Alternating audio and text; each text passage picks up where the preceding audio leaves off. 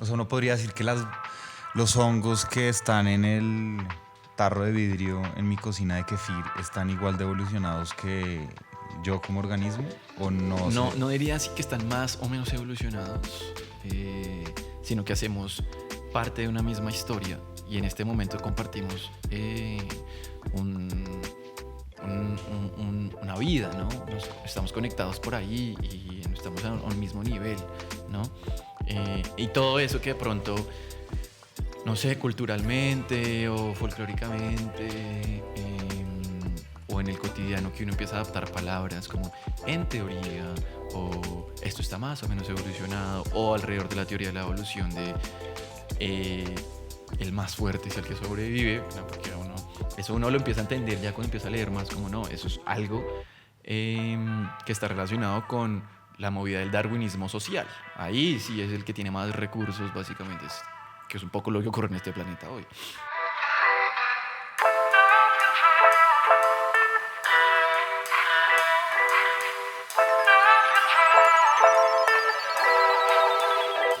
Hola, buenos días. Bienvenidos a un episodio más de Historias Uniandinas. Hoy tengo el placer de estar con el colega Efraín Rincón, biólogo, periodista, director y fundador del medio de comunicación, o bueno, ya hablaremos qué es eso. ¿Qué es eso? Shots de Ciencia. Uh-huh. Shots de Ciencia. Efraín, gracias por este espacio, por su tiempo. No, pues gracias a ustedes por la invitación y gracias por la disposición también a hablar. A veces no hablamos tanto y eso hace falta. Hace falta. Bueno, conversaremos sobre, obviamente, su relación y paso por la universidad, pero hay como unos 4 temas que me gustaría que habláramos: la ciencia, la comunicación, el tema de la expresión corporal y verbal, y el tema del emprendimiento, de cómo trabajarle a una idea, a un proyecto y cómo sacarlo adelante. Okay. Entonces, bueno, empecemos como por el inicio, o al menos el inicio de su relación con los Andes. ¿Cómo fue la decisión de estudiar biología? ¿En qué momento entró? ¿Usted tenía claro que quería estudiar biología de entrada? ¿Cómo fue esa vaina? Pues mire que no. Yo quería estudiar artes escénicas. Pero bueno, crecí en una familia donde ver a las artes o al teatro como una posibilidad de vida, digamos que no compaginaba mucho con la idea de el éxito y ser alguien en la vida, ¿no? Pues mi familia es una familia muy conservadora alrededor de ese tipo de pensamientos de éxito significa que usted estudie una carrera, que tenga una muy buena oferta laboral, probablemente entre en una empresa y ahí crezca con el tiempo y compre una casa y se case y la familia y tal. Pues, eso pues no hacía parte de mis imaginarios, pero pues claro, no, igual vive con los papás y tenían la posibilidad de pagar la universidad, entonces era un poco como, bueno, pues no, yo no le voy a pagar esa carrera. Y siento que por esa presión y esa idealización del asunto terminé estudiando algo que quizás combinara otros de mis intereses alrededor de la ciencia, pero bueno, y todo esto del trabajo y lo que sea. Entonces entré a estudiar ingeniería química. ¿Y por qué por qué? Había también como un peso en que mi papá trabajó toda su vida, porque él es de esa escuela, ¿no? Boomer de toda la vida en la empresa. Exacto, estar ahí en la empresa y crecer. Estas empresas como que eran un conglomerado de Grasco, Dersa, Tubos Caribe, bueno, en fin. Y ahí la ingeniería química pues era algo que estaba muy presente porque creaban productos, ¿no? Jabones de limpieza, las mantequillas, los aceites, en fin. Entonces creo que entró muy desde ahí, pero yo hice un primer semestre de ingeniería química y me acuerdo mucho que no compaginé como con la filosofía o el pensamiento o la proyección en lo que en ese momento creí que o entendí que la universidad pues preparaba finalmente personas que verdaderamente se pudieran especializar o dedicar a administrar y crear empresa en esa área, ¿no? ¿Hizo el primer semestre ya acá en los Andes? Hice el primer semestre en los Andes. Ya. Y en la materia de introducción a la ingeniería química, le pregunté a la profesora de ese entonces y yo le dije, oiga, no. ¿Que era quién? Hoy se me escapa el nombre, pero pues de... Una ingeniera química. Una ingeniera química que daba esa clase, Introducción a la Ingeniería Química. Y le dije como, pues mire, yo no me siento muy cómodo, que quisiera saber si quizás existe la posibilidad de, en la ingeniería química, pues uno también pueda dedicarse más hacia la naturaleza o investigar como en ese campo. Ni siquiera tenía muchas palabras para expresar lo que quería. Y ella me dijo una respuesta que pues hoy también le agradezco, muy franca, como, pues mire, si usted estaba esperando que aquí iba a tomarle fotos a los pájaros en salidas de campo y eso, este no es el lugar. Yo dije, muy, ok, muchísimas gracias. Y ahí empezó entonces algo que yo también había considerado en un punto, como la biología, que me parecería como interesante el hecho de lo que uno leía en un libro y en el colegio, y la fotosíntesis y las plantas y el ADN. Y O sea, eso en el eso. colegio ya le llamaba la atención. Sí, pues me llamaba la atención, pero otra vez yo siento que no necesariamente me tomé el tiempo para tomar una decisión frente a qué quería en la vida. Y pues con esta gran condición que me pusieron en la casa de pues, artes escénicas, no. Entonces, pues al final decidí cambiarme de carrera y me cambié a biología. Ajá. Y biología, pues, es ese tipo de lugares, o para mí, como yo lo veo, como muy apasionante, ¿no? Es una carrera, la academia de la biología es muy apasionante, especialmente porque hay muchas cosas para aprender y también entender, pero algo que a mí me pareció increíble fue que empecé a conocer a Colombia desde otros lugares. ¿Cómo? Uno está acostumbrado a hacer como, o bueno, uno venía, quizás en mi caso, acostumbrado a hacer ese turismo de los lugares clásicos, ¿no? Ir a la Santa Marta, ir a lugares más cerca, Girardot, pero poco otra vez. Yo siento que también porque mi familia no es de ese estilo de vamos a la selva, vamos al bosque, vamos al Magdalena Medio, vamos a lugares más recónditos si se quiere. Supongo que también por todo presencia del conflicto alrededor del país, ¿no? Pues lo que le digo, mi papá es alguien muy conservador en ese estilo. Entonces, yo siento que él no le interesaba eso, inculcarle eso pues a sus hijos y a sus hijas, no creo que haya sido su objetivo. Entonces, en biología rompí todos esos paradigmas, porque claro, habían salidas de campo. Claro. Entonces salidas de campo de ir a San Andrés y Providencia en particular a ver toda la vida en el océano, ¿no? Sumergirse, entender eso. Pero también la primera vez que vi un mico en la Cueva de los Guácharos en el Parque Nacional Natural. La Cueva de los Guácharos. En Santander. No, en el Huila. En el Huila. Verlo o ver la familia de micos ahí en lo suyo, como, ¿no? Pues más allá de lo que uno veía en programas de divulgación, National Geographic, Discovery Channel y todo eso, paré de contar, ¿no? Y así fue que empecé, ¿no? La botánica también empezó como a llamar mucho la atención, las plantas, verlas desde otros lugares, entenderlas, entender su movimiento, entender su ritmo, la manera en que crecen, cómo buscan garantizar su diversidad. Y entonces empecé a entender todo esto, empecé a ver todo esto. Yo dije, pucha, es una carrera apasionante que te enamora, pero a la vez también empecé a ver cómo la biodiversidad, los ecosistemas también están jodidos y se van acabando. A la par que uno conoce eso, pues se van destruyendo, ¿no? Pues, entonces uno empieza a entender también más la complejidad del país recorriéndolo.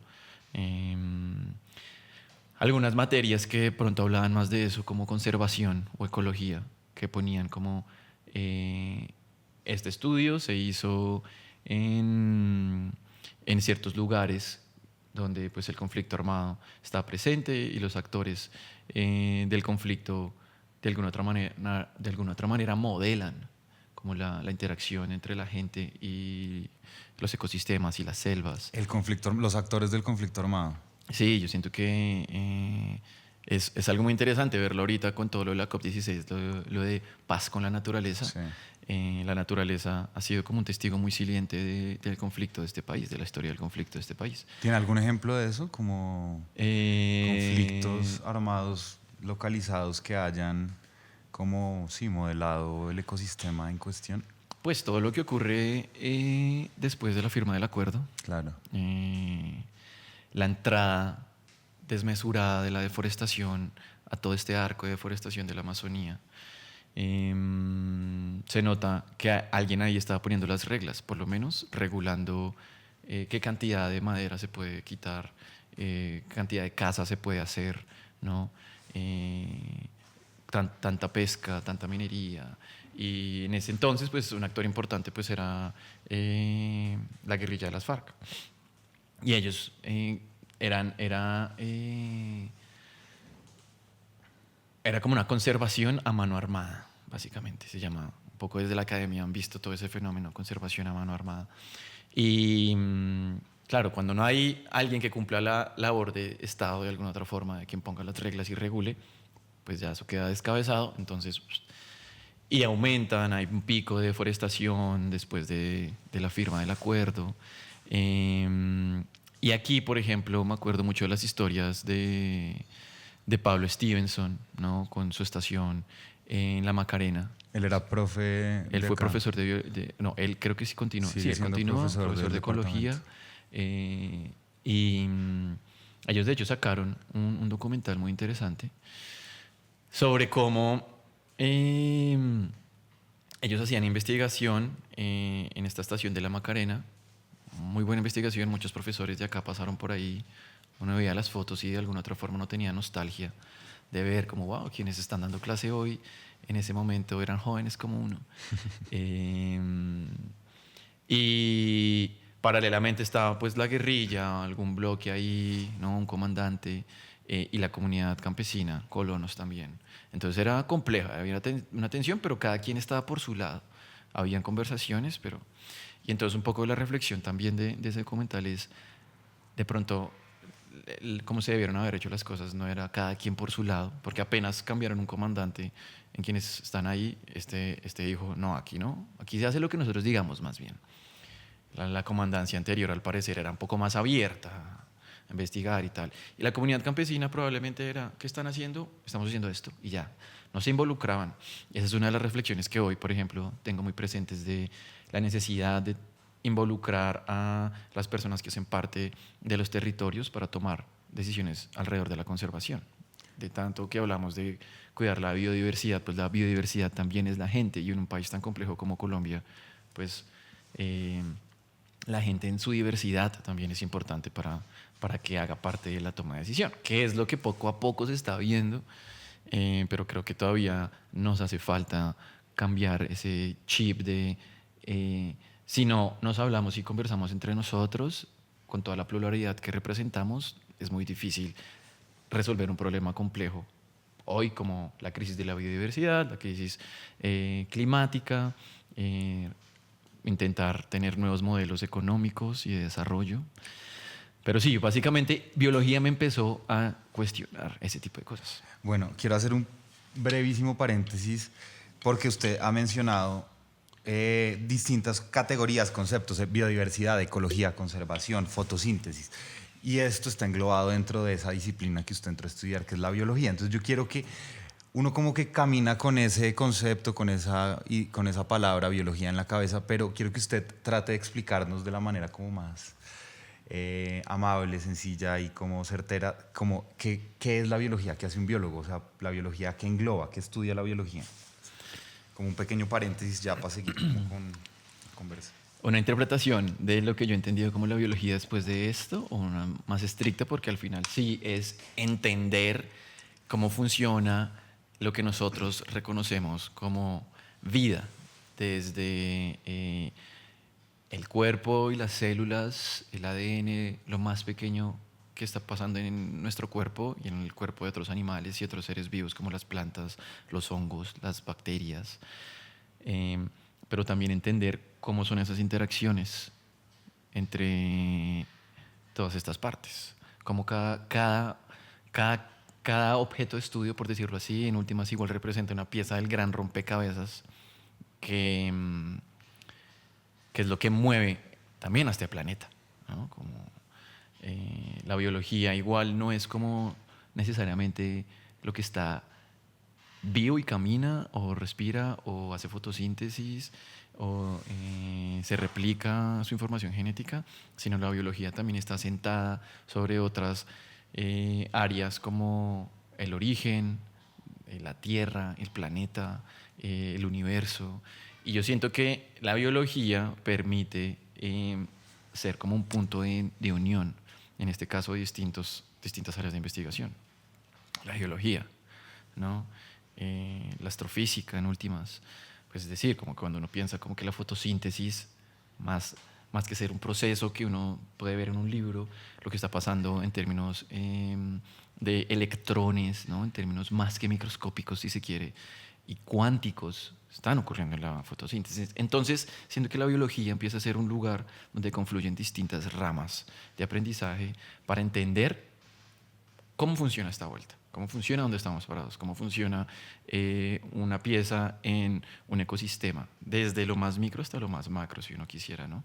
Porque al final, lo que yo también empecé a entender es que el planeta Tierra es un sistema en sí, un sistema complejo. Por eso hoy estamos tan preocupados y preocupadas por lo que está ocurriendo con la crisis climática y el aumento tan rápido de la temperatura. Eso, aunque hoy lo vemos más, pero en un momento como que nos quedaba difícil conectar que el derretimiento en los polos o en los casquetes polares tiene un efecto en el trópico, ¿no? Lo que ocurre en la Antártida tiene efecto en el trópico. O lo que ocurre en la mitad del Océano Pacífico frente al intercambio de energía entre el océano y la atmósfera va a tener una repercusión en las costas de este país o en las del sur de este continente o en el planeta. Entonces la biología siento que es eso, Santiago, como mover, entender los cables de la vida en últimas. ¿Cómo es esto? Ahora, todo esto enmarcado desde un punto de vista occidental, ¿no?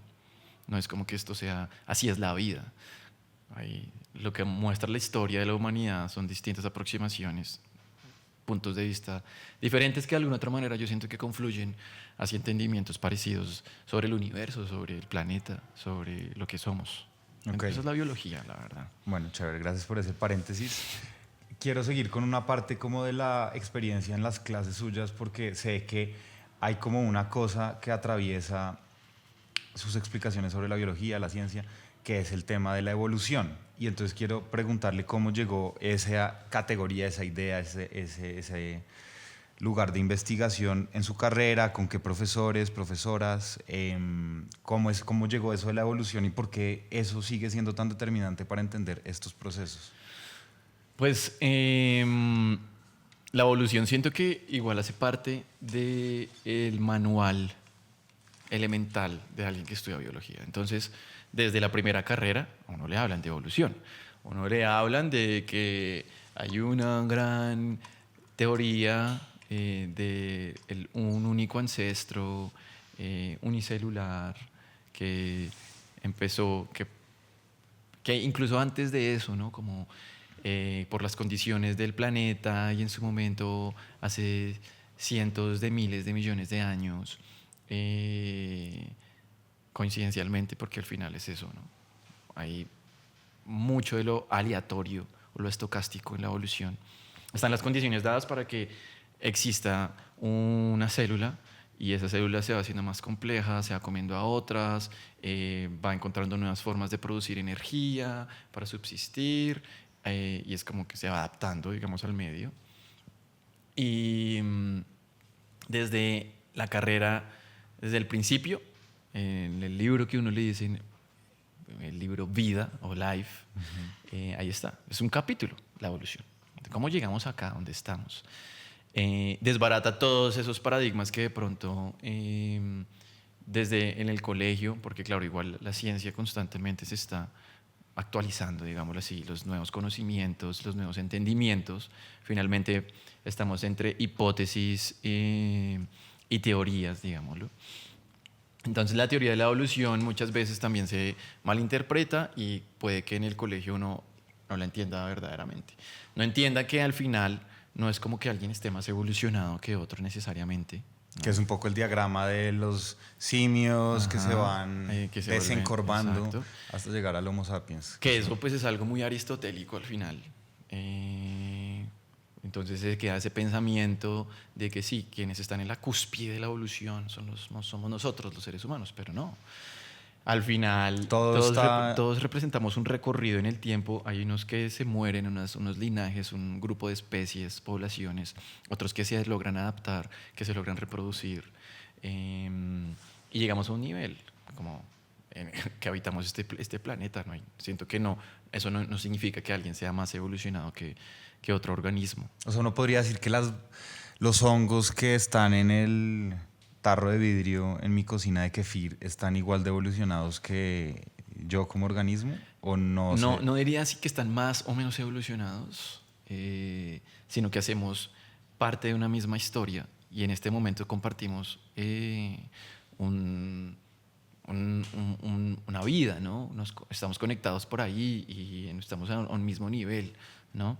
Y todo eso que de pronto, no sé, culturalmente o folclóricamente o en el cotidiano, que uno empieza a adaptar palabras como en teoría, o esto está más o menos evolucionado, o alrededor de la teoría de la evolución de el más fuerte es el que sobrevive, ¿no? Porque eso uno lo empieza a entender ya cuando empieza a leer más, como no, eso es algo que está relacionado con la movida del darwinismo social. Ahí sí es el que tiene más recursos, básicamente, que es un poco lo que ocurre en este planeta hoy.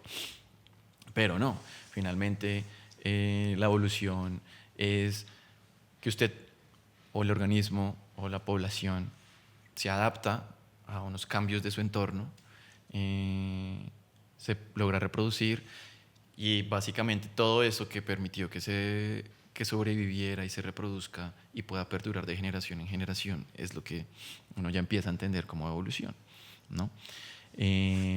Ver todos estos, la evolución desde distintos lugares, la evolución desde lugares más genéticos, si se quiere, la evolución en el registro fósil, distintas líneas permiten hacer una teoría, que después es lo que se ha robustecido así, desde que distintas mentes empiezan a pensar en eso, ¿no? En particular pues Darwin y Wallace, ¿no? Paralelamente lo hacían. Decían eso, como aquí está ocurriendo como unos cambios, grandes cambios que ocurren en poblaciones gigantes, que se necesita mucho tiempo para que uno pueda ver, digamos, estos cambios reflejados en lo que está ocurriendo. Y bueno, alrededor de eso, pues, ahí lo interesante es ver cómo se construye lo que hoy se entiende como la evolución. No es como que desde el principio dijéramos, esto es la evolución, no. Hay disputas, hay tensiones, yo no estoy de acuerdo, yo estoy de acuerdo, ¿por qué? ¿Por qué no? Probemos.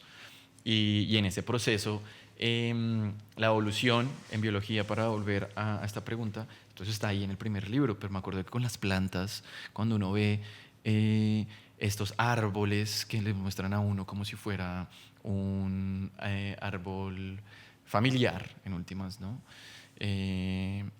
Y muestra todas esas relaciones y quién se desprende después de que aparece la posibilidad, por ejemplo, de que las plantas colonicen la tierra firme. Pero luego, después de eso, existe la posibilidad de que se especialice en estructuras reproductivas. Como la flor, ¿ok?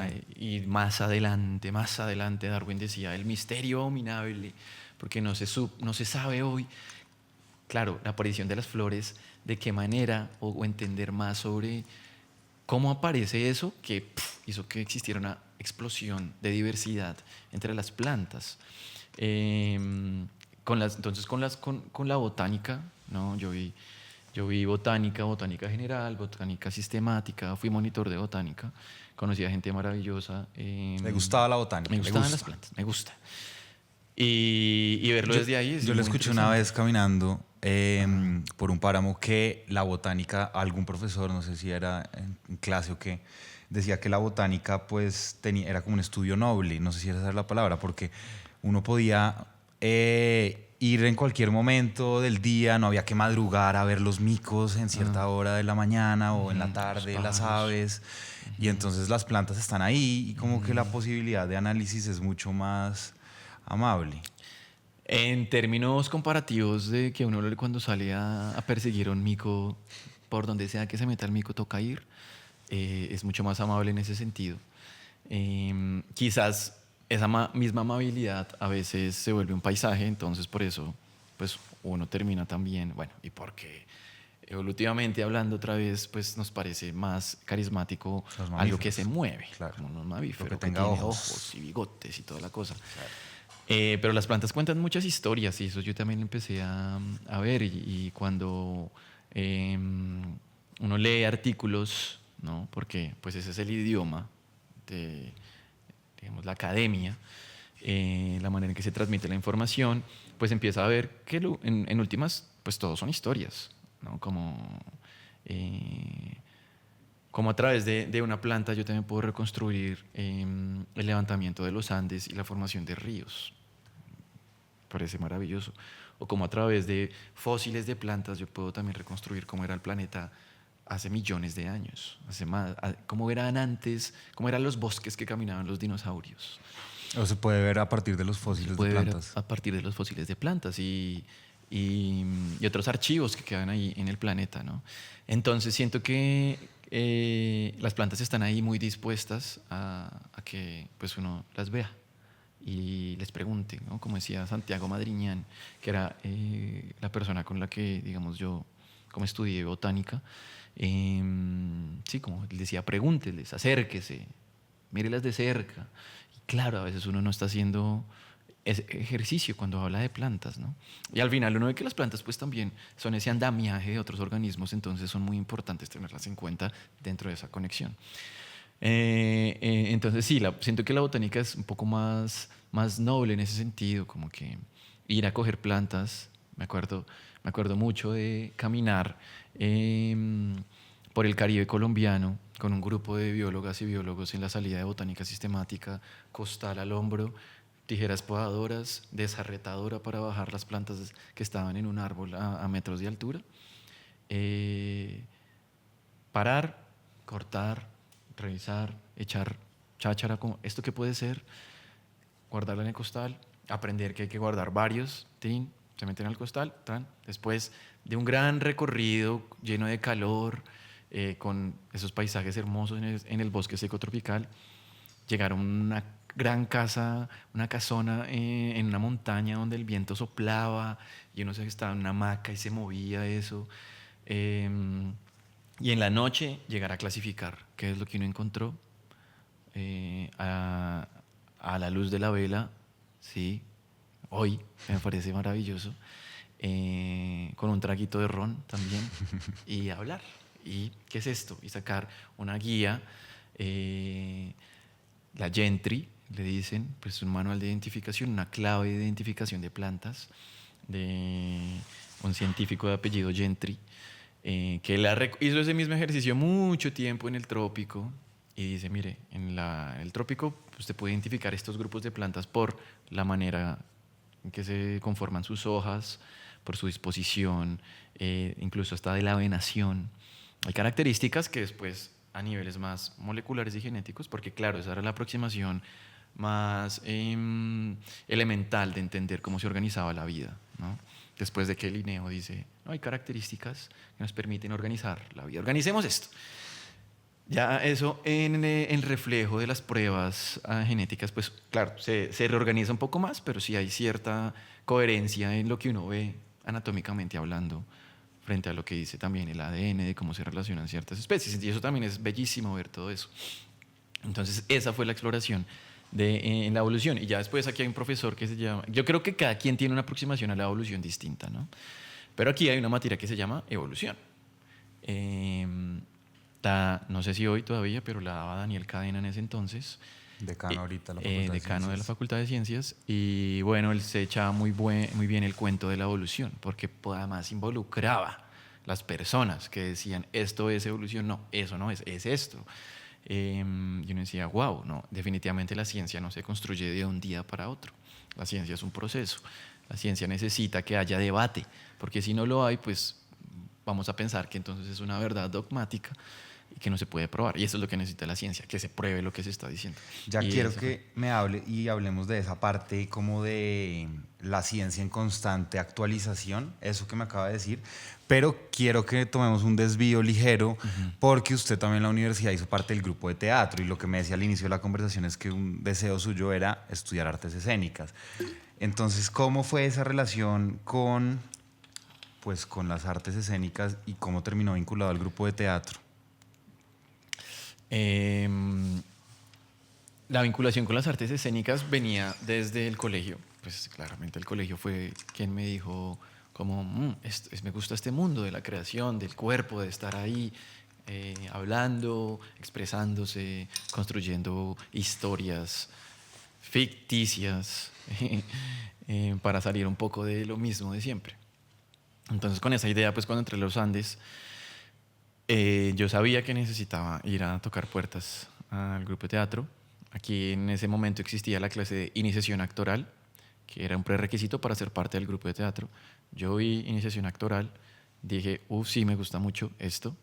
Y la pregunta siempre era, bueno, ¿cómo logro involucrarme más y estar más presente en el parche, en el grupo y todo eso? Entonces, en ese momento estaba Héctor Bayona, que era el director de el teatro, digamos, aquí en la universidad o del grupo. Y yo le dije, Héctor, pues me gustaría como empezar a involucrarme más, no solo hacer esta clase de iniciación actoral. Y me dijo, parce, pues venga, empieza a venir a los sábados, que eran los entrenamientos del grupo de teatro.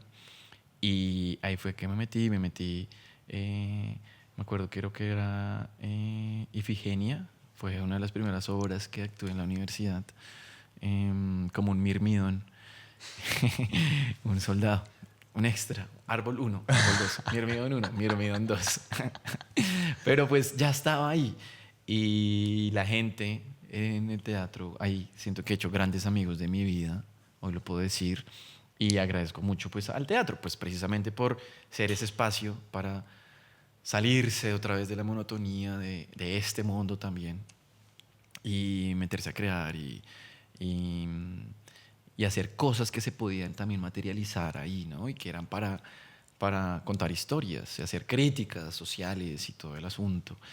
Y Mamar gallo. mamar gallo ante todo. Siento que esa parte está muy presente en mi vida, gracias también al teatro. Y el teatro incluso, me acuerdo de momentos donde me tocó salirme del grupo de teatro, porque yo no necesariamente me había escrito como con todos los papeles, como inscribir la materia, sino empezaba a ir. Y me acuerdo que me habían metido a un grupo,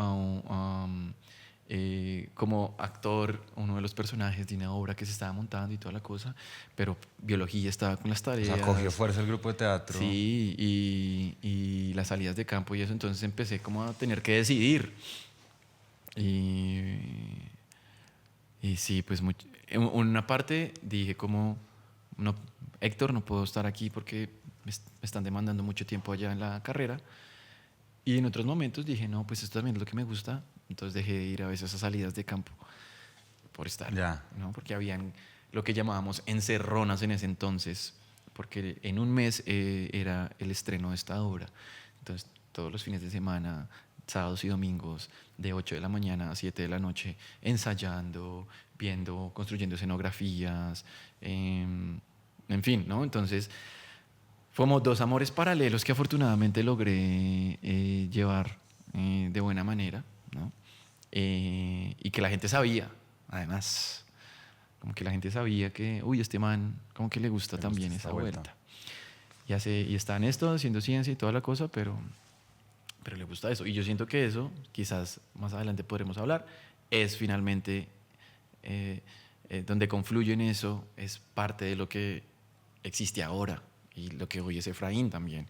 Y el proyecto de Shots de Ciencia en su momento también fue gracias a que la gente sabía, que me decía, quizás lo suyo pueda ir de la mano con la ciencia, con el teatro y con las artes y la música y todo esto. Bueno, hablemos si quiere de eso de una vez, porque no sé si una tercera pata de esos amores, usted me dirá si sí o si no, pues es justamente el periodismo y la comunicación.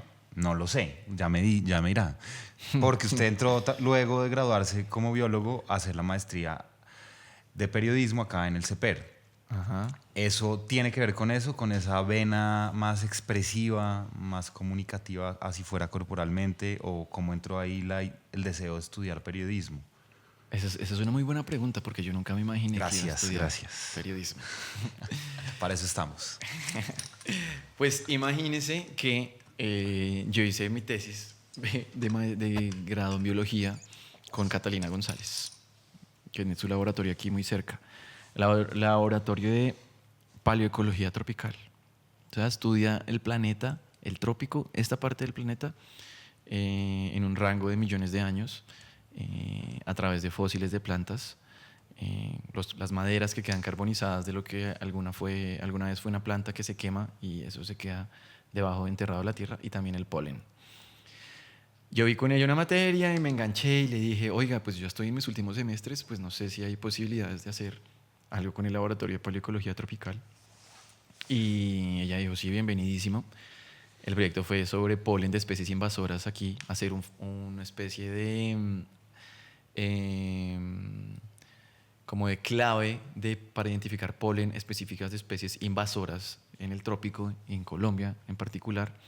Y fue interesante la parte de campo, ya la parte de laboratorio como que estaba, uy, no sé, como que empezaba a entender que no sé si esto me gustaba, pues quedarme a veces solo en un laboratorio viendo polen, que era bonito, y tomarle las fotos y escribiéndolo, pero yo no, en últimas uno se pregunta, que eran las preguntas que yo tenía en biología, como todo esto que hacemos aquí, prendemos el mechero, hacemos un cultivo de una bacteria, de un hongo, en una cajita de Petri de vidrio, se pone en un horno y luego ver qué creció y tal, y al final decir, esto es lo que está, esta es la población de microorganismos que está en un cepillo de dientes. Bueno, eso se cuenta, no se cuenta, todas las tesis que salen se cuentan, se quedan acá, trabajos que eran interesantes. Entonces yo decía como, pues sería muy bacano poder hablar desde eso también a personas que no tienen ni idea, pero yo no, todavía no me imaginaba como para eso tengo que estudiar periodismo, para eso tengo que hacer un video o un podcast, como sería muy interesante la idea de poder sentarse en la mesa del comedor y hoy imagínense que hicimos esto y el cepillo de dientes con el que uno se lava la boca está lleno de bacterias, pero no es como porque sea algo denso también, es como porque en la bacteria hay muchas, en la boca hay muchas bacterias. En fin, esas preguntas venían y Catalina, me acuerdo, yo siento que una vez me vio como quizás frustrado o aburrido y me dijo, ¿tú alguna vez te has preguntado qué es la apropiación social del conocimiento? Y yo le dije, pues no, no me he preguntado eso. Y ella me dijo, bueno, pues Así de quizás la nada, de como la cuando a uno nada. le preguntan qué es la apropiación Y social ella, del y ella muy conocimiento. franca me dijo como, no es como que no te vea haciendo ciencia, pero siento que quizás a ti te mueven otras cosas. Y yo sé que tú haces teatro y se te nota en tu forma de ser histriónica y la música que me has contado que te gusta y no sé qué. ¿Tú no has pensado como en explorar cosas del periodismo de ciencia? Y el periodismo de ciencia, apropiación social del conocimiento, me dijo, sí. Entonces yo me empecé a meter en ese mundo. Ella me dijo como, háblate con Lisbeth Fogg, una, digámoslo así, de las periodistas de referencia de periodismo científico colombiano que le ha metido mucho al desarrollo de este oficio en el país. Entonces una vez me acuerdo, escribí a Lisbeth, nos tomamos un café, ella me habló de ese cuento y coincidencialmente para esa época estaban abriendo un curso de periodismo de medio ambiente aquí en la universidad, un curso de verano. Yo lo tomé y dije, uff, eso está muy interesante. Pero pues otra vez uno se enfrenta a los miedos de, bueno, y si me tomo la posibilidad de hacer una carrera en periodismo, ya habiendo estudiado biología, que entre tantas cosas, cuando les dije a mis papás, me voy a cambiar a biología, dijeron, no, pero ¿por qué? O sea, la plata, no todo alrededor de eso. Yo dije, pues no sé, es lo que me mueve. Y ahora, oigan, estoy pensando en hacer una maestría en periodismo. No, pero ¿por qué? Entonces, yo siento que, y también ver como estos arquetipos o estereotipos de el académico, la académica, quien decide estudiar una ciencia exacta también, como, ¿por qué se tiene que llamar ciencia exacta? Pues pues tiene que seguir con eso. Tiene que seguir, ¿no? Usted estudia un pregrado, estudia una maestría, luego hace un doctorado y luego sigue haciendo investigación. Y, ya. Y es como, listo, esa es una posibilidad, pero a uno no se lo pintan así, es como casi que el único camino. Entonces, cuando uno en ese camino tan cerrado empieza a pensar otras cosas, pues yo empecé a tener miedos y decir, ¿será que lo que estoy haciendo está bien? De ahora empezar a incursionar en un campo que yo cero que manejo, cero que conozco. eh, y conozco de alguna otra manera porque quizás ya había consumido información que no le había dado nombre. Que eso es divulgación científica, eso es comunicación, eso es periodismo de ciencia. Eh, pues bueno, con miedos y todo, pues me presenté a la maestría, pasé, me salió una asistencia graduada en el Centro Español, también hermoso lugar, me pareció. Me parece que fue algo muy importante en mi vida universitaria. Estar en el centro Estar español. en el Centro Español. Y así empecé a meterme en el cuento del periodismo. Y, ¿Y cómo se fue entroncando esta vaina que venía arrastrando de la pasión por la ciencia, la biología, el teatro? Y usted viendo clases de la maestría con gente que le daba crónica, reportaje, no tengo ni idea, vainas de libertad de expresión. ¿Cómo se fue asentando esa idea de esto que me acaba de decir? Como de pronto mi camino es más por este lado de la comunicación, de la divulgación.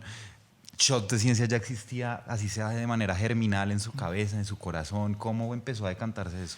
pues yo siento que entré con la consigna de estoy estudiando esto, en efecto, para poder comunicar todo ese mundo en el que uno está. Ahora, que yo dijera, bueno, el teatro lo voy a involucrar por acá, la música por acá, el periodismo aquí. No, es como que eso se fue armando, yo siento. Fue un proceso. Esa maestría en ese entonces tenía, me parece, la virtud de que usted le entregaba era herramientas. Y como que entran personas que ya tienen un mundo construido, una visión de mundo construida, reflejada en su pregrado. Y ahora, con esa visión de mundo, tome estas herramientas narrativas, tome estos recursos para que forme criterio, para que piense el país desde otros lugares, la historia, lo que usted hace también desde otros lugares.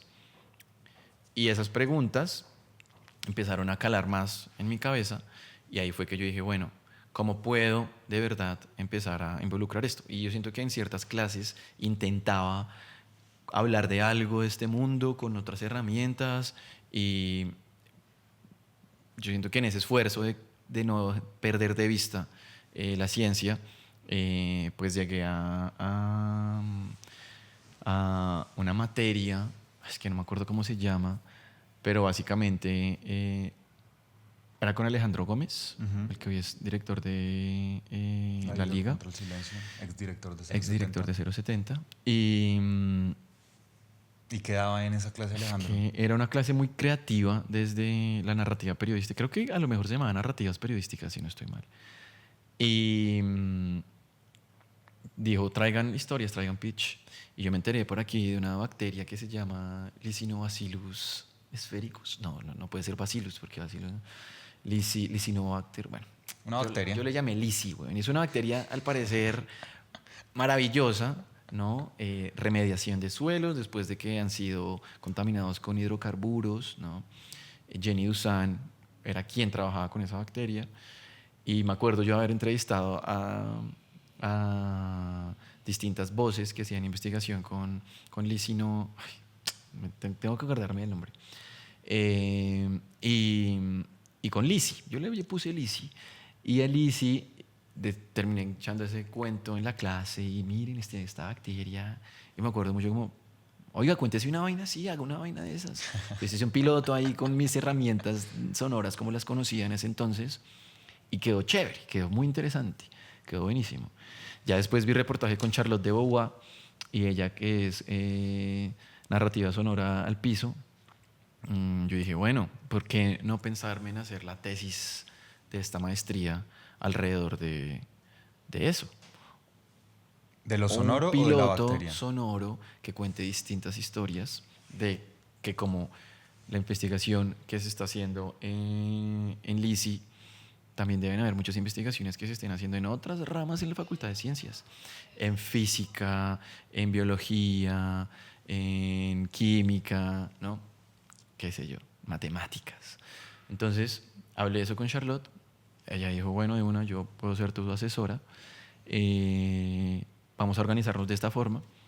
Cada mes hay que desarrollar un episodio, 10 minutos. Hay que pensar en un nombre, hay que pensar cómo va a ser, no sé qué, escuchar referentes, tan, tan, tan, tan, tan. Y nada, ahí, me acuerdo una tarde, eso podría llamarse como shots de ciencia, porque me imagino que puede ser algo corto, sustancioso, así como Lizzy, Y que revitalice el espíritu como un shot de... y que revitalice el espíritu, como lo que uno hace cuando va con las amistades, como a brindar y a hablar, ¿no? Como que el shot también vincule este sentimiento de, no, pues lo estamos pasando bien. Y así fue. Creación de esos episodios, shots de ciencia. Había otro nombre que se llamaba como Ciencia en Shorts. Sí, muy chistoso.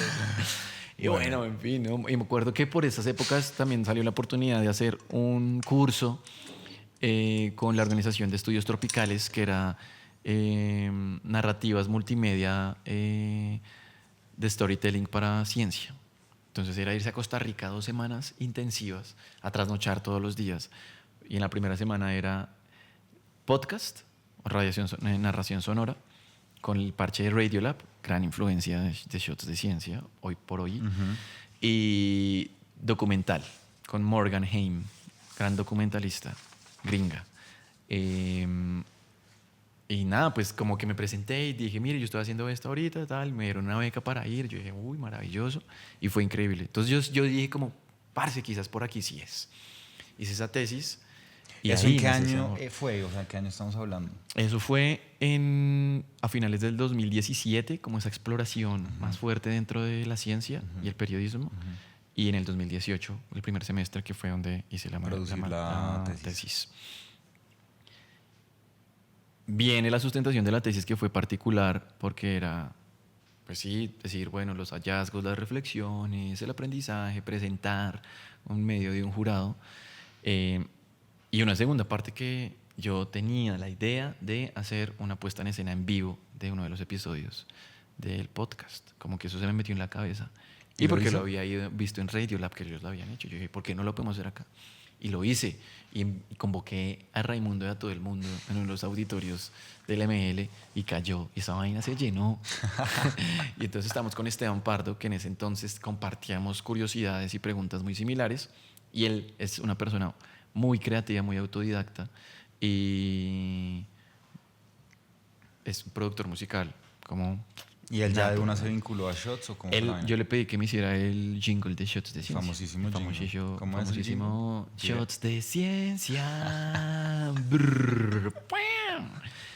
Y yo le dije, oye, Pardo, yo quiero hacer esta sustentación, sé que tenemos las herramientas, pues a mí me gusta la música, el saxofón, no sé qué, tal, la guitarra.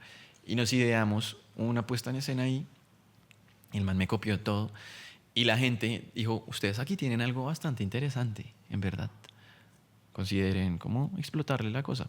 Y ahí empezamos tímidamente a migrar hacia otros formaticos más de video, como para ver cómo era ese mundo. En ese entonces creo que estaba en boga los youtubers de ciencia de España, Javier Santolaya, Quantum Fracture, C de Ciencia, El Robot de Platón, y en Gringolandia como Veritasium, ¿no? Crash Course. Y uno decía, sí, yo siento que algo así se puede hacer. Y por ahí Instagram empezaba como a formarse como la red social que pues hoy es dentro de los millennials. O sea, ahí apareció como ese formato de video que es tan popular en las redes. Si alguien de se ustedes. va a los anales, que sería muy interesante hacer ese ejercicio en video y en podcast, revisar los anales de Shots de Ciencia, se va a dar cuenta de los experimentos narrativos que hacíamos hasta convertir una identidad más propia de hoy.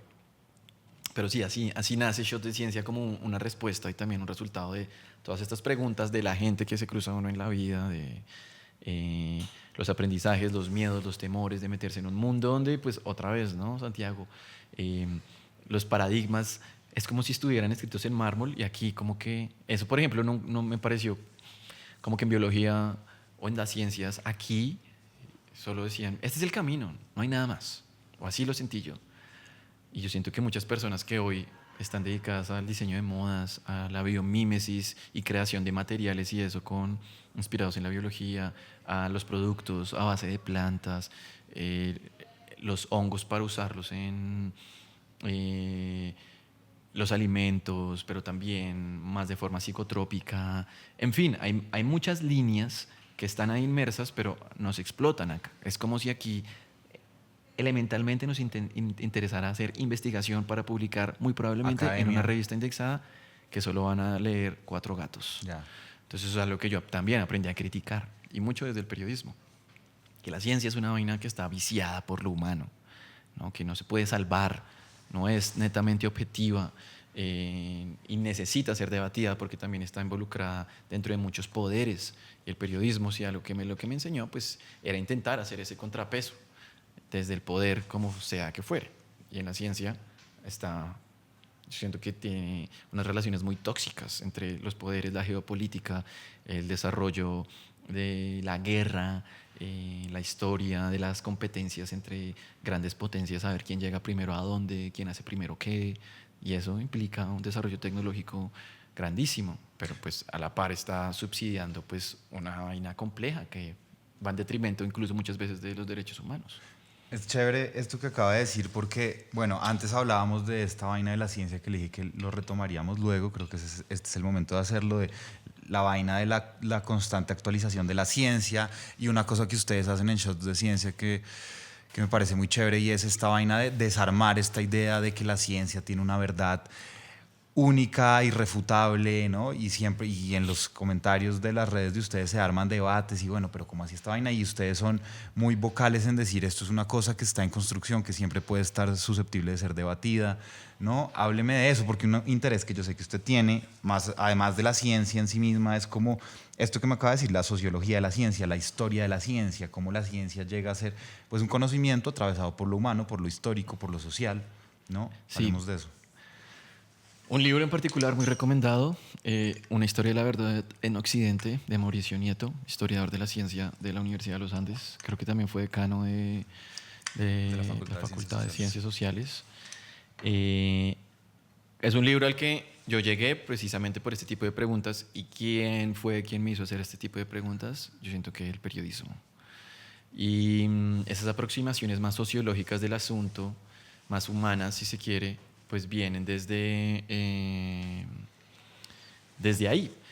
Y entender que la ciencia o la ciencia que uno aprende desde el colegio o incluso acá está construida bajo una narrativa de Occidente, del norte global, ¿no? Que tiene dinámicas de expropiación del conocimiento, de explotación, de la colonización, cosas que no necesariamente uno se pregunta cuando está haciendo la ciencia. Entonces aquí también yo diría, hace falta que nos preguntemos como científicos y científicas por qué estamos haciendo ciencia o para qué. ¿Por qué la ciencia que estamos haciendo la vamos a hacer así? ¿Por qué hacemos ciencia para publicar necesariamente en un artículo científico? ¿Y usted siente que esas preguntas han sido acogidas no solo en la audiencia de Shots de Ciencia, sino también, por ejemplo, en el mundo científico colombiano o latinoamericano, en el mundo de la academia? ¿Usted ha tenido conversación con científicos, quizás con pues con profesores que le hayan dado clase a usted?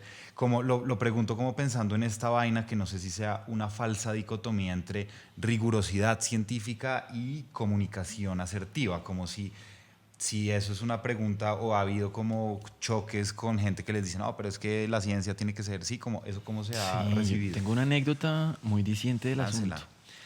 Me acuerdo que cuando yo había pasado la maestría en periodismo, dije como, parce, necesito encontrar cómo subsidiar esta maestría, porque evidentemente la Universidad de los Andes es una universidad cara. Toqué puertas acá en la Facultad de Ciencias y me acuerdo mucho que tuve una reunión en ese entonces con el decano de esa época, que se llama Ferney, no me acuerdo su apellido. Pero me acuerdo que me senté con él y le dije, mire, este es mi plan, pasé la maestría, soy biólogo, soy formado, tengo estos intereses, en verdad me parece importante poder comunicar lo que se está haciendo acá. También me gustaría proponer que existiera la posibilidad de crear, si quiere, un proyecto que pudiéramos explotar desde la Facultad de Ciencias o el Departamento de Ciencias Biológicas alrededor de la divulgación de lo que se hace y yo lo pueda nutrir de mis aprendizajes en la maestría y que esto se quede para esto. Y básicamente su respuesta fue, ok, usted me está diciendo que le pague la maestría a usted, que no va a publicar un artículo científico, que no va a aparecer en una revista indexada, que no en últimas va a aparecer el nombre de algún laboratorio de la Universidad de los Andes ahí en el pie de página del artículo y mi nombre. No, no lo vamos a hacer. Preferimos publicar o darle plata a alguien que sí entre una maestría de ciencias biológicas para que publique uno o no publique un artículo. Y eso como que para mí fue como, wow, un choque. Uf, porque yo dije, creo que ya estoy entendiendo por qué la ciencia necesariamente se ve como esa torre de marfil allá. Quienes solo hacen ciencia están allá, en batas blancas, hablando en un idioma que solo esas personas entienden. Y yo dije, quizás eso es un cuento que uno le echan muy desde la narrativa más de anglosajona, porque es lo que uno leía en esa época, en inglés, y como esas críticas periodísticas a eso. Pero cuando lo vi acá dije, uy, no, esto está en todo lado. Y entonces eso me dio pie para empezar a entender que había una lucha de egos, que incluso en el mismo quehacer periodístico había como un menosprecio o una subestimación de las capacidades de las personas que teníamos esas preguntas de, pues vamos a comunicar lo que usted hace y no es como que yo vaya a hablar solo, sino sentémonos para que usted me ayude a entender este tema, venga, lo entrevisto, venga, construimos. Si usted me estuviera explicando a mí y yo tuviera 6 años, ¿cómo me explicaría la fotosíntesis o su investigación en vacunas o lo que está haciendo? Y siento que eso ha sido el ejercicio de Shots de Ciencia hoy, de entender que esto está construido con la gente, con lo humano, de sentarse, de que lo vean a uno también como un par, por más que uno no tenga un doctorado o no tenga otros intereses. Pero ha sido muy interesante ya ver la acogida. Entonces, incluso con la línea editorial que empezamos a tener de, sí, queremos hablar de historia de la ciencia, sí, queremos hablar de sociología, también de filosofía, pero también queremos contar la ciencia que se está haciendo en el país, en las regiones, la ciencia que están haciendo investigadores de latinoamericanos y latinoamericanas en muchas partes del mundo. Ya uno empieza a recibir como, oigan, Shots de Ciencia acaba de publicar esto, ¿les interesa contar el cuento? De los mismos académicos, de los mismos investigadores. Entonces ha habido también una transformación, ¿no? No es como que estemos siempre luchando contra corriente. Ha habido una transformación, un acompañamiento. Creo que estamos en la actualidad donde hay más y más ofertas, propuestas, ideas de cómo comunicar la ciencia, y creo que la pandemia también nos mostró eso, la necesidad de que exista personas que entiendan esta vuelta, de que puedan hacer preguntas y todo ese conocimiento empezar a transformarlo para, no solamente para la gente de a pie que no entiende estos términos o está pagando impuestos pero no tiene ni idea que esos impuestos están en últimas apoyando el desarrollo de una investigación científica, pero también para quienes toman las decisiones. Entonces, ver que eventualmente personas que están involucradas en el legislativo compartían cosas de Shots de Ciencia, yo decía, qué bien que eso esté sucediendo. El famoso impacto. Entonces, esas preguntas, yo sí las he compartido con algunas personas que hacen ciencia, como esos cuestionamientos de lo humano de la ciencia, y con otras personas que siguen como ahí, como yo sé lo que hago, usted no me va a decir a mí cómo se hacen las cosas. Óigame, antes de seguir, porque vamos a tener que hacer pronto un corte comercial para cambiar el cassette, la cinta. Okay.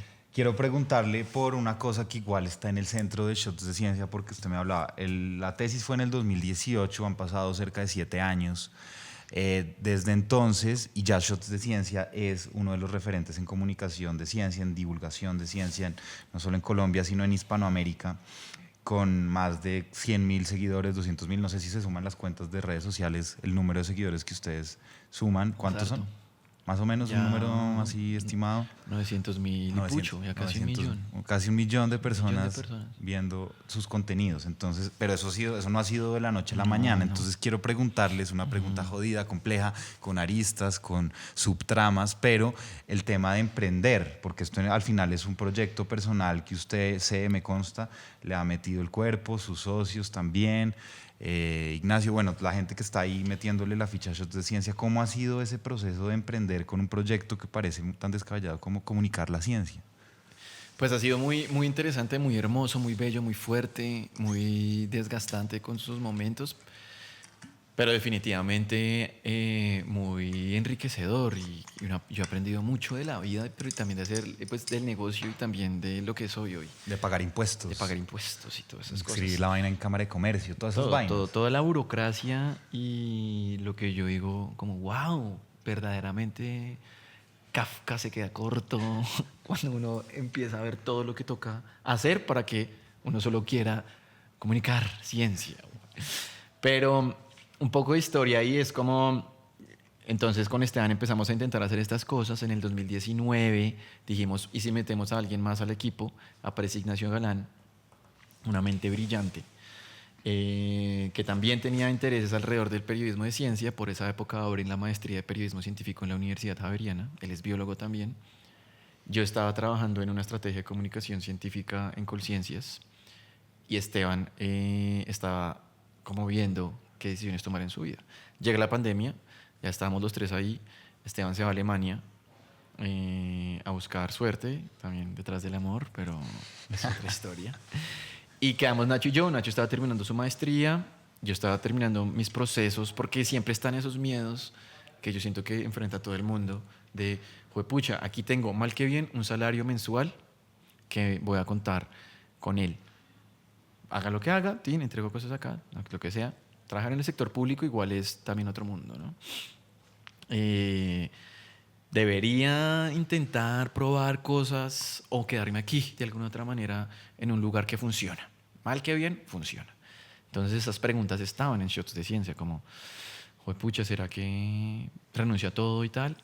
Y con esos miedos y tampoco sin tener como recursos o herramientas como para decir, bueno, hagámosle, pues llega la pandemia, llega el 2021, yo empecé a trabajar en la silla vacía, me di cuenta del rigor que necesita un proyecto independiente, pues con todo también las aristas de la silla vacía y ser un medio independiente. Yo dije, siento que necesito saber si quiero dedicarle todo lo mío a un proyecto que, pues que claro, me está enseñando cosas sobre todo, sobre la vida, pero también sobre el oficio, etcétera. O también meterle la energía a este proyecto que estaba ahí, como orbitando mi cabeza constantemente, que había de alguna otra manera crecido, por lo menos en términos de audiencia, que la gente ya empezaba a decir, ay, oigan, qué interesante lo que están haciendo. Es como ahora o nunca. Entonces ahí yo hablé con Ignacio. Ese 2021 Ignacio iba a terminar su tesis de maestría. Y le dije, Nachito, yo siento que hay que tomar decisiones con esto y hay que meterle. Yo, o es ahora o nunca. Así lo pensé, la verdad. No sé, no supe. Siempre me preguntaré qué hubiera pasado si esa decisión se hubiera tomado en la pandemia para una plataforma como Shots de Ciencia que precisamente intentaba contar lo que estaba pasando. De pronto hubiera sido más o menos, no sé, muy desgastante, pero a veces pienso como un punto coyuntural para un proyecto de ese estilo, muy quizás apropiado para tomar la decisión, ¿no? Pero bueno, eso no pasó sino hasta finales del 2021.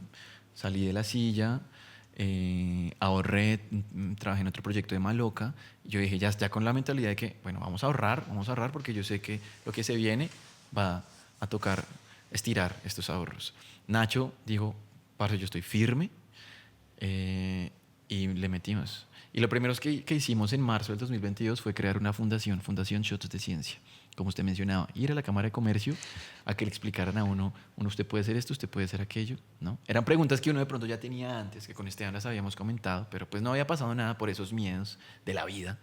Pero ya en el 2022 Se constituye Shots de Ciencia como una personería jurídica, porque para ese entonces habían organizaciones que ya nos habían tocado las puertas a preguntar, oigan, ustedes pueden hacer un taller de no sé qué, oigan, ustedes podrían ayudarnos a contar esto, podemos pagarles tal, no sé qué. Y es como, aquí hay también un flujo interesante de plata, no sabemos cómo capitalizarlo, pero está la posibilidad.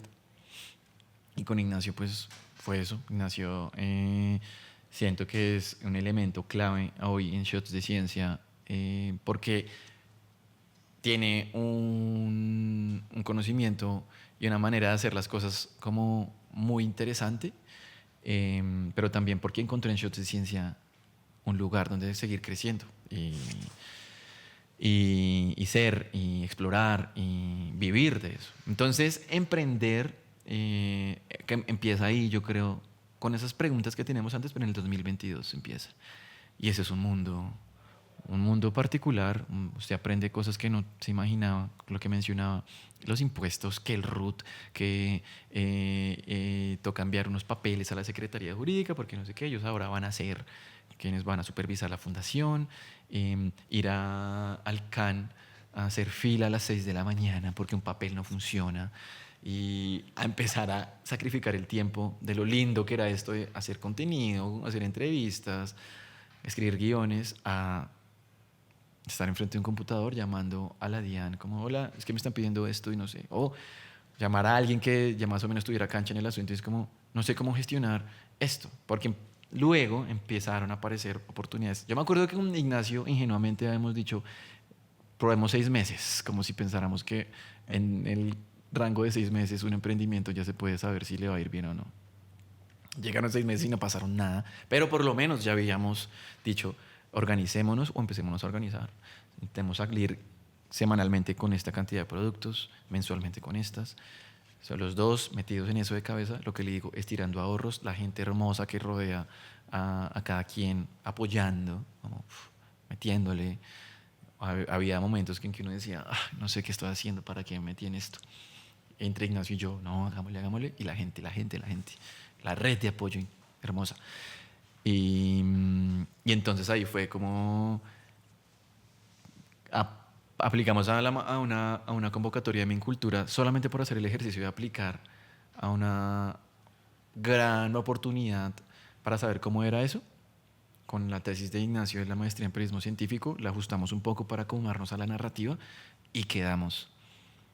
Y en ese año también empezaron a llegar más cositos de otras organizaciones a preguntar, oigan, Shots de Ciencia, porque siento que en ese primer semestre igual sí hubo un crecimiento de la audiencia importante, cuando empezamos a sacar más cosas más recurrentemente. Y, y eso, siendo que ya un año después, con todo lo que igual incluyó el desarrollo del proyecto para esa beca y manejar un gran presupuesto y subsanar y documento que va, documento que viene, eso quedó mal, eso no es así, el estrés, ¿no? Entender todo ese mundo de la gestión del proyecto, pues ya nos dimos cuenta como parce, sí, aquí está pasando algo y hay que empezar a capitalizar esto. Y ya para el 2023, pues empezamos a tomarnos, yo siento que ahora sí más en serio el asunto de que Shots de Ciencia no solamente hacía contenido, sino también podría prestar servicios. Empezamos a hacer la tarea. Entonces yo siento que dentro del emprendimiento algo que ha sido clave es tocar y preguntar a la gente que ya más o menos tiene alguna experiencia en esto y sentarse a tomar un café, a ver que le echen cháchara y que uno pueda decir preguntas y que le digan de una manera muy abnegada como, marica, hagan esto o hagan aquello o no sé qué, tal. Y eso nos funcionó muchísimo. O sea, yo le agradezco hoy a todas las personas que han hecho parte. Porque Shots de Ciencia no es solo Ignacio, Esteban o Efraín. Shots de Ciencia es definitivamente toda la gente que está, la audiencia pues también, evidentemente, pero la gente detrás que ha estado, que ha dispuesto su tiempo para darle retroalimentación o consejos, es eso también. Así que gracias, gente. Y siento que ha sido un camino duro, lo que le digo. En un momento Nacho y yo hablamos de esto. Y era como, a veces la motivación no está, pero por lo menos empezamos a construir disciplina y dijimos, sea lo que sea que esté sucediendo en la vida, porque la vida sigue. Yo en tantas cosas que han pasado. La vida continúa siendo la vida, como es ella.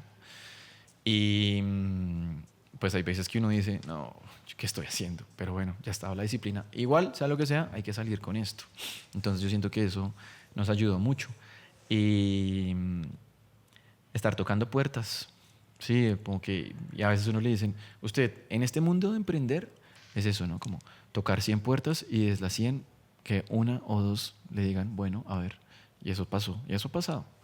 tocar muchos, hasta ya llegar a un momento donde decimos, sí, necesitamos de pronto a alguien que pueda encargarse solamente de tocar puertas y Que ustedes se gestionar. puedan dedicar más al periodismo, al contenido, a la Y parte sobre editorial. todo, Santiago, que gente pueda llegar a Shots de Ciencia a crecer y salir, porque claro, hay una oferta ahora interesante de cursos, de intereses, de las redes sociales, ¿no? Las maestrías, la comunicación científica. Entonces ahí hace que eh, pues uno vea como personas, como uno que alguna vez fue cuando se graduó, de decir, bueno, ¿y ahora dónde yo voy a trabajar? ¿Dónde voy a aprender? ¿Dónde voy a hacer? Shots de Ciencia siento que también ha sido eso. Bueno, Efraín, vamos ya como llegando al final de la conversación. Yo quiero como preguntar dos cosas, así como de chisme, pero también como que ayuden a dilucidar. Sí, como, por ejemplo, los shots estos que es como ustedes les llaman a los reels de Instagram, que son tan populares.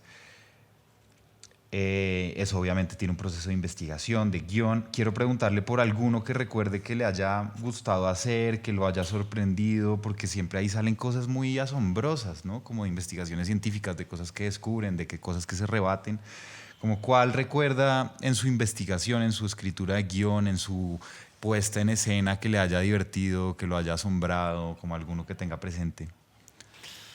Pues todos terminan teniendo alguito muy especial en particular porque interpelan o buscamos interpelar mucho a la audiencia. Y una forma de interpelar a la audiencia es hablarles desde la cotidianidad, desde el contexto, desde lo que somos y cómo nos aproximamos a cualquier tema que intentemos abarcar.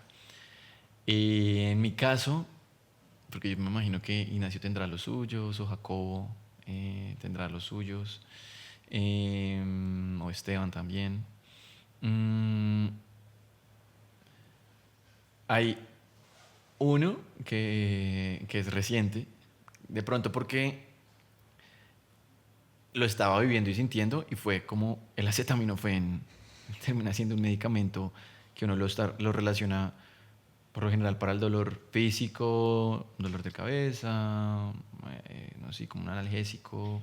eh, pero alguna vez alguien, eso llegó a nosotros porque una amiga lo mencionaba, que era Manuela, decía, oigan, ¿es cierto que el acetaminofén también sirve para la tusa?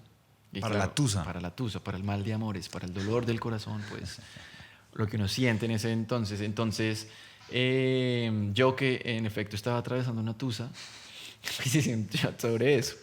El proceso pues también fue una manera catártica, no mía, de sentir y entender qué era lo que estaba sintiendo, por lo menos en términos más, más fisiológicos, y también poder aterrizar tantas vainas que a veces uno tiene en la cabeza y como, pero ¿por qué estoy sintiendo esto? Y discernir sobre eso es muy bello porque uno ya le da como los pesos reales a los asuntos que uno está sintiendo. Y entonces el acetaminofén pues termina de alguna otra manera teniendo un efecto en la percepción del dolor, porque se cree, se sugiere otra vez, y apelo a estos verbos como sugerir o encontrar, o no, la hipótesis en últimas es como las áreas cerebrales que están relacionadas al dolor físico también se activan por el dolor que uno podría denominar como social, como Una un tusa. duelo o una tusa, que en últimas pues es un duelo. El amor que al final pues tiene la construcción social de distintas facetas de lo humano, y una de ellas pues es cómo entendemos el amor también en términos más fisiológicos, que ha sido como una exploración interesante que hemos hecho en Shots.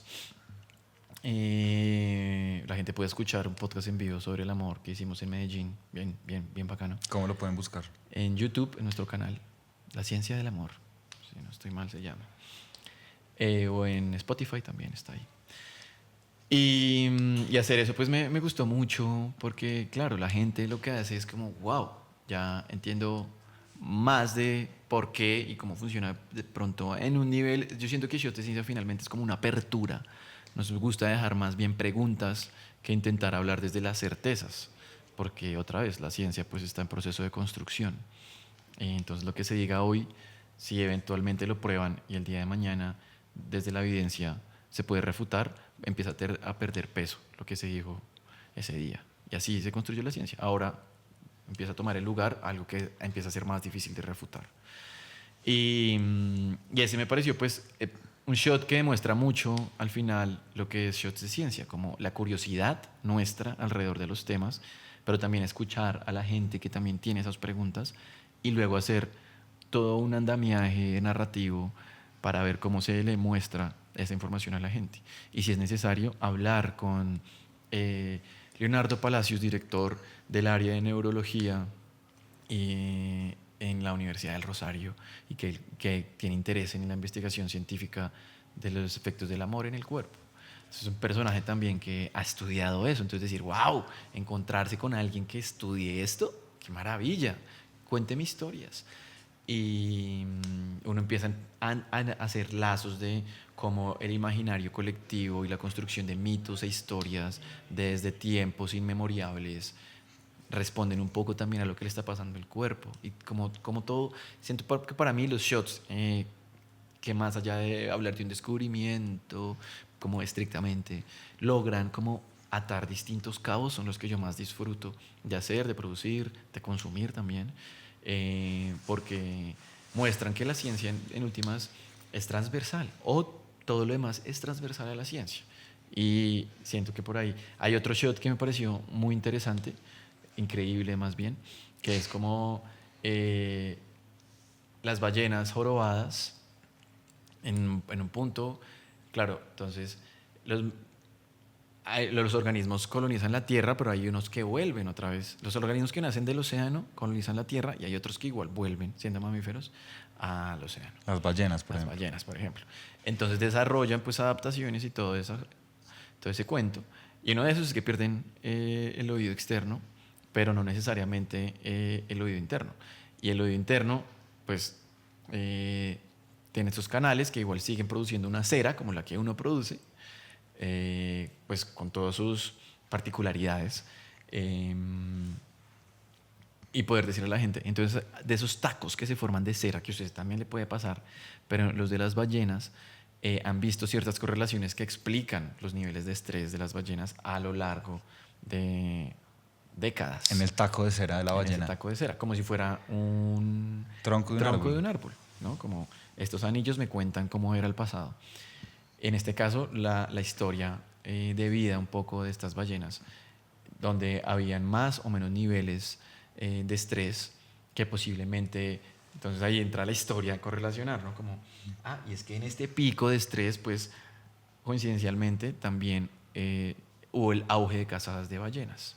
Entonces, qué interesante. Luego eso se prohíbe, hay un bajonazo, luego hay como una especie de incremento y es como otra vez a preguntarse, bueno, ¿qué podría estar afectando a las ballenas en ese sentido?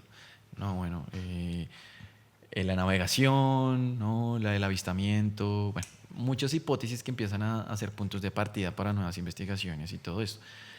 Pero la construcción en últimas pues es interesante, la manera en que se cuenta eso. No es como sabía que las ballenas, sino partir de objetos que la gente dice, nunca pensé que me iban a hablar de un copito, porque así comienza el reel, de los copitos que uno utiliza para limpiarse, y me terminaron hablando de algo que yo no me esperaba. Yo creo que eso es una de las vainas que tiene Shots de Ciencia muy virtuosas, como hablar desde lugares inesperados. Yo siento que esos dos podrían ser buenos referentes, pero y solo son los reels, ¿no? Porque al final siento que los videos cortos, pues claro, tienen más esta sensación de shot, pero shot es todo, ¿no? Los podcasts larguísimos. También es un shot. Que yo siento que no hemos trabajado necesariamente en esa identidad, que valdría la pena de pronto hacerlo, pero sí, dentro de lo que usted me pregunta, esos dos reels últimamente me han parecido como bien interesantes. Hay muchos, es que de esto podríamos sentarnos a hablar bastante. Bueno, vayan, espectadores de este episodio, vayan a ver La Ciencia del Amor en YouTube o Spotify, en los canales de Shot de Ciencia, y todos los reels que hay en su canal de Instagram. En Instagram, TikTok, Facebook, todo Bien. eso. Bueno, la última pregunta es, usted como que da un círculo porque en este momento terminó de dar clases en esta universidad, clases de la maestría de periodismo, de narrativas digitales, de la carrera de narrativas digitales. La de la carrera de narrativas digitales que pertenece al CEPER nuevamente. Entonces, hábleme brevemente de esa experiencia como docente y ya le hago la última pregunta, que si es, pues, como digo, de puro chisme, saber como una cosa sobre su relación con una cosa especial que ya le preguntaré. Pues interesante que mi aproximación o el, ¿cómo se llama? El retorno a los Andes no ha sido a través de la Facultad de Ciencias y no a través de la Academia de Ciencias. Es muy interesante. Y más bien sí ver cómo la Facultad de Artes y Humanidades, y en este caso el departamento del CPR, han sido quienes verdaderamente le han abierto las puertas a Shots, como para participar en eventos o compartir conocimiento o dar visibilidad en su momento, eh, pero no desde acá, ¿no? Entonces digamos que hay un amor particular por sí, la maestría, el CPR y todo eso, como que me parece que el ejercicio que hacen es interesante al cuestionarse en cómo, en este caso el periodismo, pero con esta clase, en carrera de narrativas digitales, siento que cualquier área se comunica el conocimiento. Me parece un gran acierto. Entonces yo llego ahí precisamente desde esas mismas preguntas. Venga, ahorita quiénes que puedan formar un cuerpo catedrático, por lo menos para dar ciertas nociones de la comunicación, del conocimiento, pueden compartirlo aquí en las clases. Entonces así llegué yo a dar clases en la carrera de narrativas digitales, taller sonoro. Pues, ¿no? A mí, pues cuando yo empecé en todo este rollo de la comunicación y del periodismo de ciencia, pues en particular fue porque el sonido me llamó mucho la atención, mucho la atención. Las posibilidades creativas que tiene el sonido son enormes. Y pues sí, Shots de Ciencia eso, nació como un podcast en últimas. Y ha sido como una exploración a nuestra manera. Obviamente quisiéramos más, explorarlo más, pero bueno, sabemos que esto es como de etapas. Hay momentos de la vida en que hay que dedicarle más a esto. De pronto esto se puede dejar un poquito más rezagado, luego se retoma. Y antes uno tenía muchos rollos con esos, pero ahora es más. Y eso pues finalmente abrió las puertas o el interés, ¿no? Supongo que reconocen que también es muy bello que lo vean y es como, esta gente está haciendo un buen trabajo. Invitémosles a que compartan su conocimiento, sus aprendizajes, sus reflexiones sobre esto. Yo siento que también así es la manera en que llego a dar clases en narrativas digitales. Y ha sido muy bello ver las cabezas de las personas, la cantidad de información que tienen y creatividad y potencial de crear. Y también uno aprende de eso, ¿no? Especialmente porque uno le da a gente joven, Claro. a la generación Z, Claro. que tiene unas formas que uno a veces dice, no entiendo, porque ya, sí, es que va muy rápido todo. El curso de la información es supremamente rápida y a veces sí, pasa que el tren sigue, no para. Entonces uno Como tiene la que vida. estar ahí, como la vida. Entonces uno tiene que estar ahí aprendiendo, escuchando mucho, ¿no? Para hablar después y ver cómo se aplica todos estos aprendizajes. Entonces ha sido una experiencia muy bella que ha tenido también sus momentos, porque yo iba a dar clases en narrativas digitales el año pasado, pero pues me accidenté. ¿Quién contemplaba eso? Nadie.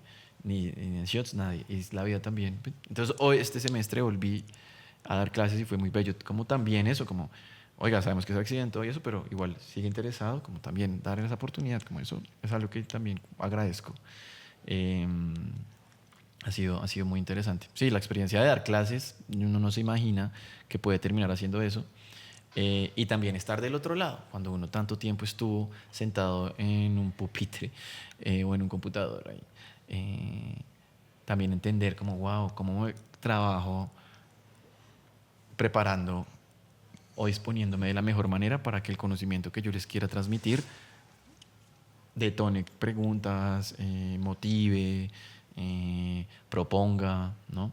Entonces, sí, tomarse en serio también, ¿no? Pues otra vez, ¿no? Aquí la gente viene a pagar mucho y eso es algo que yo vi mucho en la carrera de pregrado, como grandes profesores, grandes investigadores que hacen cosas maravillosas, pero dar clases no tienen ni idea.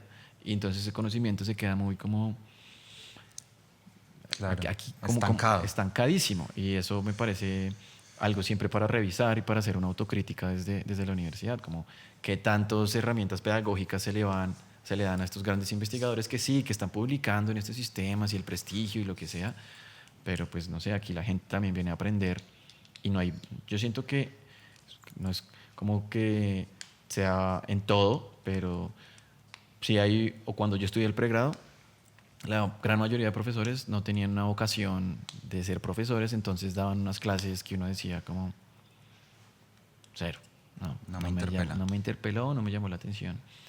Y hay otros profes y otras profes que sí le meten, ¿no? Como, wow, qué chimba, esto que les estoy contando es importante. Y uno dice como, uy, qué interesante cómo lo está contando. Siento que eso también le queda a uno. Ya del otro lado uno dice, pues pucha, sí, pues me gustaría hacer esto de la mejor forma y de una manera creativa y dinámica que interpele precisamente a los estudiantes y a las estudiantes. Listo, perfecto. Bueno, ya, para cerrar, una pregunta de quiz, casi que sí o no, no mentiras, pero estamos acá ahorita en el laboratorio de organismos donde hay pues animales, la taxidermia, ¿no? Los animales disecados. Este es un espacio que usted frecuentó, nos contó ahorita fuera de cámaras. Yo quiero preguntarle por algún espacio en la universidad que le haya gustado, que transite, que le guste volver, y si no, un espacio, un árbol, una planta, porque pues esta universidad también se caracteriza por tener unos bellos jardines y unas hermosos árboles y plantas. Entonces, alguno que usted diga, pues pucha, me gusta este lugar o me gusta mucho este árbol cuando paso por ahí. Bueno, de un árbol, uno. el Retrophyllum. Está ¿Cuál es aquí ese? en el Bobo. Retrophyllum rospigliosi. Creo que le dicen pino romerón, pero no es un pino. Y el Retrophyllum, pues el phylum de hoja, hoja, folio, ¿no? Si no estoy mal. Y pues el retro es que hay una inversión en el movimiento de la hoja cuando va creciendo. Nace como con el en vez y luego hace esto, se cambia. Entonces uno igual ve las hojas más jóvenes todavía como, vamos a ver la cámara, como haciendo esto, ¿no? Y es como Como una espiral, como una espiral hélice. muy bella. Y eso salió solamente al preguntarle a la planta, pues usted, ¿por qué se llama Retrophyllum? Entonces uno se acerca y ve esa vaina y dice, interesantísimo. Entonces, y además es de las primeras que yo como que dije, wow. Aprendió a identificar. Sí, exacto. Y el lugar, pues yo diría que el Centro Español fue inesperadamente, pues no pensé que iba a ser, que ahí era donde yo iba a poder encontrar los medios para pagar la maestría en periodismo. Y es un lugar de intercambio de conocimiento muy bello porque, otra, pues hay experiencia, algo que yo veía mucho cuando aquí se abren la oportunidad de asistencias de docencia graduadas en maestrías, en mi momento, mi percepción era que siempre se privilegiaba a la gente de las universidades, de esta universidad. Y personas que venían de otras universidades y de universidades públicas no necesariamente tenían cabida. En el Centro Español era más plural el asunto. Y entonces era un lugar de intercambio con algo que sí, y hay que decirlo, como que la Universidad de los Andes, al tener como esta esencia de lo privado tan de frente, es muy difícil encontrar la diversidad de pensamiento, también esas disidencias de pensamiento, pues que en últimas representan a Colombia, porque Colombia es un país complejo. Y entonces, claro, aquí uno no necesariamente tiene esa posibilidad. Quizás hoy sí, no sé. Claro, en el momento en que yo estudié mi pregrado y la maestría, no, más que todo en el pregrado ocurría eso. En el Centro Español es algo muy abierto, donde quien tenga la vocación y entendamos que no solo sepa escribir y eso, sino de la argumentación y de la posibilidad de compartir conocimientos, será muy bienvenido o bienvenida. Y conocí gente maravillosa, gente increíble de distintos lugares del país, de universidades de todo el país y con cosas que uno no se enfrentaba o encontraba acá. Entonces ese sitio además pues fue un gran lugar de trabajo, ¿no? Muy pendiente del bienestar de la gente. Necesitamos que usted esté bien emocionalmente y de muchas formas para que quienes vengan a recibir su tutoría o el espacio de aprendizaje que usted va a dar también puedan estar bien. Y que también mostró que había gente, ¿me puedo extender en esto? No tanto. Bueno, que las personas que están estudiando en la universidad a veces están muy solas y a veces solo iban al centro español para poder conversar con alguien. Piden una tutoría para, sí, hablar de un trabajo, lo que sea, pero estaban pasando un mal momento.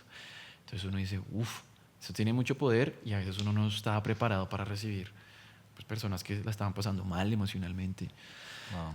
Y bueno, supongo que uno hace las críticas ahí y empiezan como a decir, sí, hay que formar también a estas personas para primeros auxilios emocionales, qué sé yo. Claro. Pero bueno, uno se da cuenta de cómo funciona más el mundo. El Centro Español para mí fue eso, muy bello, muy hermoso. Qué chévere. Uh-huh. Bueno, con el Pino Romerón y el Centro de Español, gracias Efraín, nos despedimos. Qué conversación tan chévere, agradable, maravilloso, ¿no? entretenida. Ustedes. Bueno, y a ustedes gracias por vernos y escucharnos en este episodio, uno más de Historias Uniandinas. Nos vemos con el próximo personaje en el próximo episodio. Gracias, chao, hasta luego, Efraín. Gracias. Muchísimas gracias y nos vemos. Sigan a Shots de Ciencia, compartan el contenido y bueno, es un proyecto que está en crecimiento y que sabemos que pues, la gente que pueda ojalá apoyarle donando o participando, pues para nosotros será muy bienvenido, de gran ayuda y mil gracias. Nos vemos en la próxima. Gracias. Chao.